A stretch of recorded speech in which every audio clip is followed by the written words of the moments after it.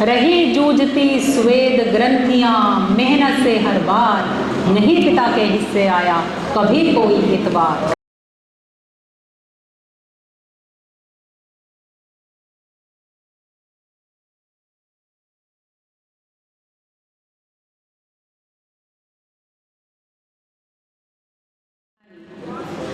मैं एक बार यहाँ इस मंच से प्रिय अभिव्यक्ति को बधाई देती हूँ कि उन्होंने इतनी कम उम्र में इतना अच्छा मुकाम हासिल किया है, और जो ये नए बच्चे हैं इन्हें भी मंच प्रदान कर रहे हैं। बहुत बहुत साधुवाद। और आज इतवार है, तो इतवार का इंतज़ार हम सबको रहता है।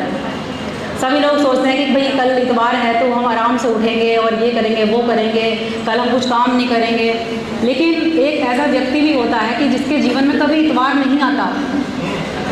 जितने भी यहाँ पुरुष वर्ग का प्रतिनिधित्व कर रहे हैं, जो बच्चे हैं, कल ये भी पिता बनेंगे, कुछ के पिता हैं, कुछ पिता हैं। तो एक रचना पिता के लिए मैंने लिखी है।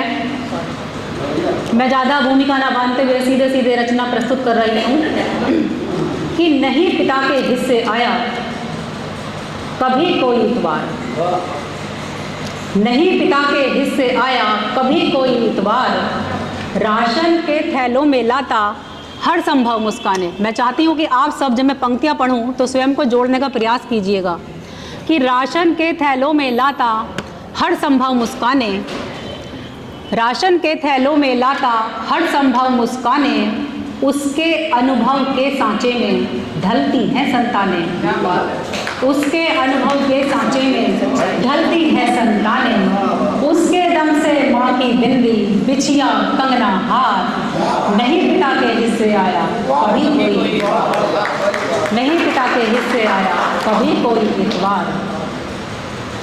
घर के खर्चे हुए सयाने बिगड़ गए हैं थोड़ा, घर के खर्चे हुए सयाने बिगड़ गए हैं थोड़ा, हारी बीमारी ने अब के दामन कब है छोड़ा, घर के खर्चे हुए सयाने बिगड़ गए हैं थोड़ा, हारी बीमारी ने अब के दामन कब है छोड़ा, रही जूझती स्वेद ग्रंथियां मेहनत से हर बार, नहीं पिता के हिस्से आया कभी कोई इतबार, नहीं पिता के हिस्से आया कभी कोई इतबार। और इसका अंतिम बंद रखती हूँ मैं।